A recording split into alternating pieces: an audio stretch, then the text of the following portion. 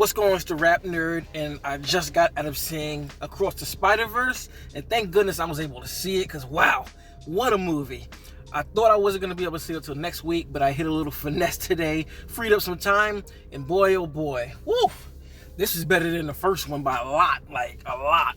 And I thought that was going to be something to be hard to do, but man, they kicked it up a notch. And of course, with origin stories anyway, you got to take the whole time to build up the character and get the realization of who Miles is and all that stuff. So definitely understand what they were doing there, but that gave them full range and Across the Spider-Verse to just take this shit to different places and spots that we've never been.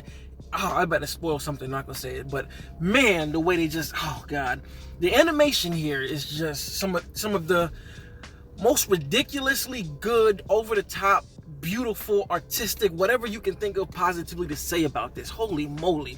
I feel like the directors were flexing their muscles hard on this one, because ever since the first one came out in 2018, I ain't gonna lie, a lot of these animated movies have been biting the shit out of the style of animation, tried to like recreate it, and if not recreate it, kind of retexturalize what animation means. And it all started, I feel like, from the first Into the Spider-Verse, because of all of the acclaim it got for the many different versions. So with this one, I feel like, you know what, let me show all of y'all how to do this, and let's bring it. And I'm telling you, excuse me, and as you know, if you're watching this review, you've seen the first one, so you know how great the animation is, and you understand the different styles and things that they played with, as far as how each character was animated a little differently, and textures of how their character looks. They do that on a whole different level here. I mean, what you see in the trailers is like nothing compared to all of the different things and styles that they present. I mean, they even have a version of Spider-Man in the comics,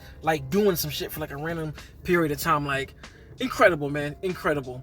I also feel like this movie single-handedly has also kicked the ass of what a multiverse is, and respectably so. I try my best not to compare live action and animation, because there's just levels to it. There's just shit that animation can do that live action can't. So I don't hold, obviously a multiverse in animation is gonna be, way wilder and way more extensive than what you get in live action. But that aside, the story of which the multiverse is written is the best I think I've seen it, honestly. Like, it is the best. I think the only movie to really capture the essence of a multiverse in recent years, the best that I've seen it, pretty much is Everything Everywhere All at Once. Like, because the story is there. Like, the story is there. Like, No Way Home was cool to see that in live action, but again, the story was just Multiverse of Madness, a movie that I really, really enjoyed and loved because of Sam Raimi's beautiful, unorthodox style. The story is and whatever other multiverse movies that have tried to do things like, but this one here, the story is what makes it incredible, and the way it involves the multiverse in the story. Like, it's a story with the multiverse in it, opposed to being a story about the multiverse. And I think that's what makes this thing soar so high. You know what I mean? And again, if you've seen the first Into the Spider-Verse, the same thing with that movie. It is a story with the multiverse in it, more so than just something that's solely focused on multiverse. Because even with all these beautiful characters and these new, exciting, and just personalities of characters that they include in the movie, it's still a story about Miles Morales. Still, at the end of the day, it's about him. It's a coming of age story for him. It's him on a journey, having to learn and listen to himself, opposed to listening to those around him. And I love how that arc goes on. I'm fucking spoiling the shit out of this movie. I'm gonna cut all that out, because that is spoilers. But man, the animation is off the chain. I love how there feels like there's like a few villains in the film. You get and honestly, I only watched one of these trailers. So the trailer I did watch, I don't even think that they highlight who the real villain is, if I'm not mistaken. They make it seem like Miguel is the villain here, but it's actually something else going on that gets all of this stuff rolling. And I really enjoy how that was, and it was even a callback to one of the other movies. And Miguel, great job, because watching the trailer, I was still kind of lost as to why he was chasing Miles and trying to stop him, because they don't reveal that part, and they do this cool thing to flip Spider-Man and the lore of Spider-Man on its head. It's kind of like it's dope how they did it when I think about it. It's like it's a flip on what No Way Home did, and I really enjoyed that aspect, because then it brought everything full circle at the beginning of the film of why they was highlighting a certain thing, and it just really worked for me, man. Like, man, such an emotional story. Like, there's one part that almost made me tear up, having to do with Spider-Gwen, and I'm not gonna say what it is, but it's just this moment that, oh man, it just hit me in the feels, yo. What else can I say about this? All of the new characters, man. Spider-Woman, like I said, Miguel. We even get Ben Parker in there, the clone, who they played so closely to that character. And Scarlet Spider, for me, is one of my favorites. Like, he was in the 90s during the Clone Run, and from what I saw in the community, not a lot of people like that storyline, but I fucking loved that. And the way that they handled his character, it just brought me back to a kid. Not to say that they put a lot of focus on him, but they just did it how I assumed it would be done in live, not even live action, but whatever I'm trying to say. I like how the beginning starts. It's kind of a flip of the first movie, which is great. I won't reveal who else. They introduce a few other characters. Punk. I think it's Punk Rock Spider-Man or something. Spoken, voiced by Daniel Kaluuya, who is fucking great, man. I just love when he showed up and he was talking, and his accent is very, very. I forgot the term for that British accent that he has, but Miles is just looking like, do y'all understand this guy? Like, it's funny as hell, man. What are the characters? I forgot what they call this one Spider-Man, but I think he's like the Indian Spider-Man. It's dope, man. It's extremely dope.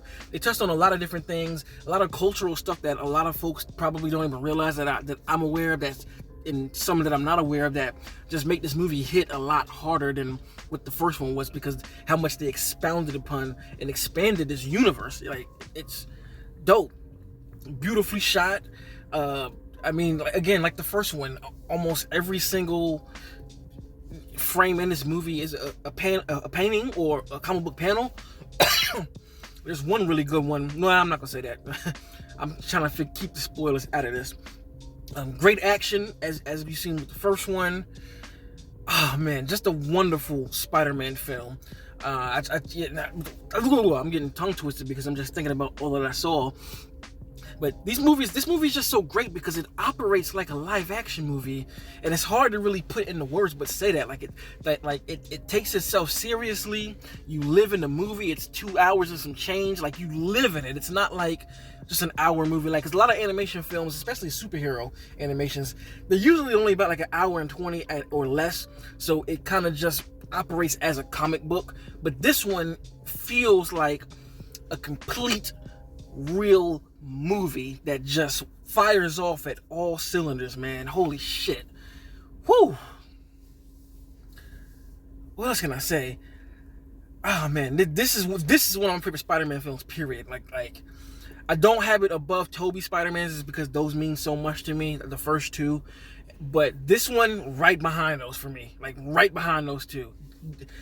There's just, oh man, I can't speak about the Easter eggs because there's just so many cool things that they do in this movie, from going to different universes that you didn't know existed or even were in this universe, and citing different universes in cool ways, cameos that actually worked really, really well, that had me laughing and just shock jaw on the floor. And then the way it ends, oh man, that's what I'm saying, bro. Like, this is how you do a multiverse story, make it hit, and just keep the worlds building, man. Like, oh boy, what a great movie. I'm gonna stop before I spoil it because there's so much I want to say.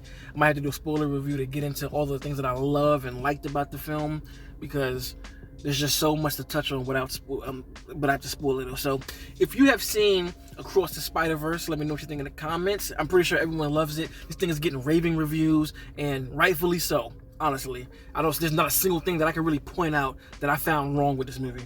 Everything worked. I rarely say that, but every fucking thing in this movie worked for me. I want to see it again. I might see if I can sneak another watch in. Man, so good.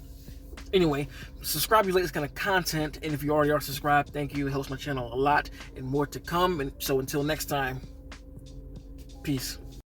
RapNerd Productions, no capping, that's word to mommy.